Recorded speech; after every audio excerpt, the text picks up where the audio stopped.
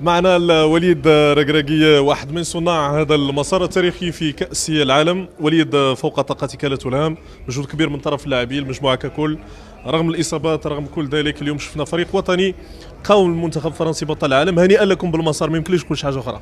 لا لا، اللي مهم هي حطينا الماكسيموم. شوف الدراري تقاتلوا حتى الدقيقه الاخيره كنا باغيين نديوها. حنا فرقه اللي قويه، اللي كتعرفش كدير، كتسنى غير دير اون ايغور. هادشي اللي درنا في اول الماتش. ضيعنا بزاف د اللعابه، حطوا لو ماكسيموم. مزراوي كان مريض لعاب،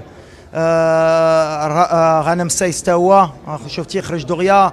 بحال اللي دخلوا حطوا لو ماكسيموم. ما عندي ما نقول، ملي كيحطوا الماكسيموم كنا نقدروا نسجلوا. دوماج ما جاش هذا البوت باش يعاوننا، بحال ما كتبش. اللي مهم هي حطينا الماكسيموم. يسمحوا لنا المغاربه، كنا باغيين نجيبوهم في الفينال بحال مره اخرى ان شاء الله.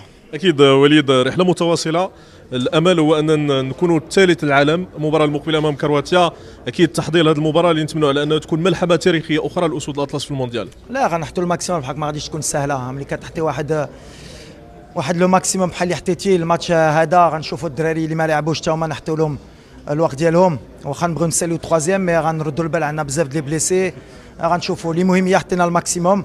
دابا ما غاديش نفكروا في هذا الماتش، دابا غنرتاحوا، غنشوفوا، غنتجمعوا، غنقول لهم برافو للدراري باسكو تقاتلوا. هادشي اللي كيامني. شابوبا، تبارك الله عليك خويا.